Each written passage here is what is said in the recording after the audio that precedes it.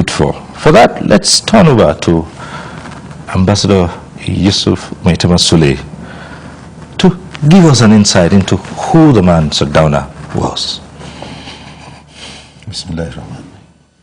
Yes, he was a leader, a true leader with all the qualities of leadership.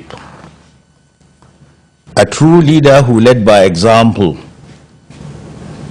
A leader whose leadership was accepted by all and sundry, irrespective of tribe or religion. A leader who led with the philosophy of a herdsman. The herdsman that sacrificed his life, his health, his comfort for his cattle. A leader, a political leader that came into politics to serve but not to be served, to give but not to take. A leader whose philosophy then, if used today, could solve all the problems of Nigeria, political, economic, and social.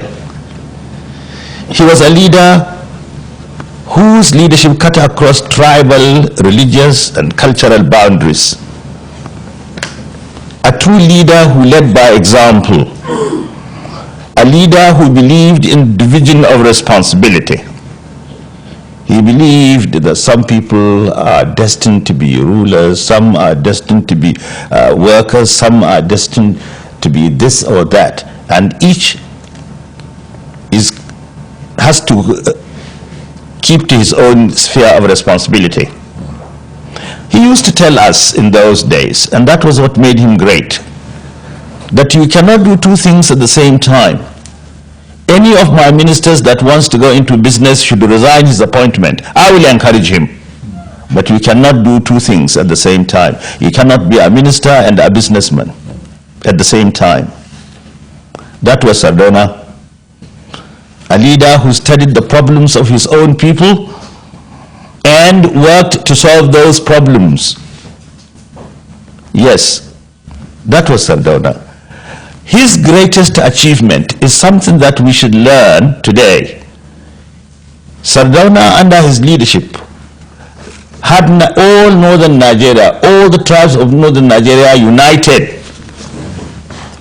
There was no question of religion or tribe or status. No. One day, if I may tell you this small story, the Sardauna went to the Kingsway to do shopping. He met some students and he asked them what they were doing. They said they were window shopping. Then he said, let each one of you go and pick one item, I will pay. They did.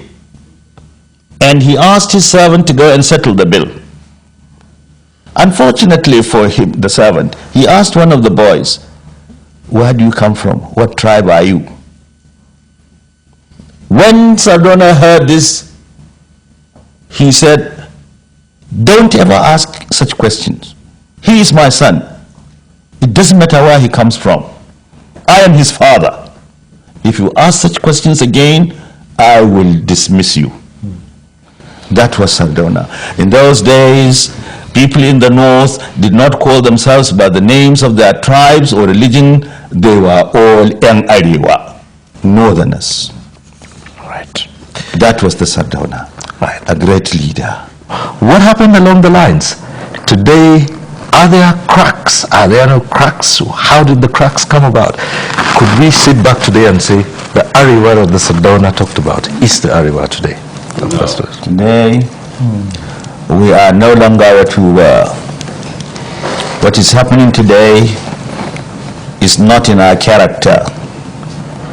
The norms and values left by Sardauna and our founding fathers are no longer with us. They are not with us. Today, as I have often described the situation, the institution of family has broken down. Respect for elders and constituted authority, which used to be our cardinal principle in our society, is now at its lowest ebb. Honesty, why it does not pay, has become meaningless. Symptoms of revolt loom large in the horizon. In short, there is meaninglessness in philosophy, in insecurity in polity, chaos in politics, immorality in society, corruption in economy, frustration in art, and lack of creativity in literature. This is not what the North used to be, or Nigeria as a whole. Ours was a decent country whose leaders respected one another in spite of their political differences.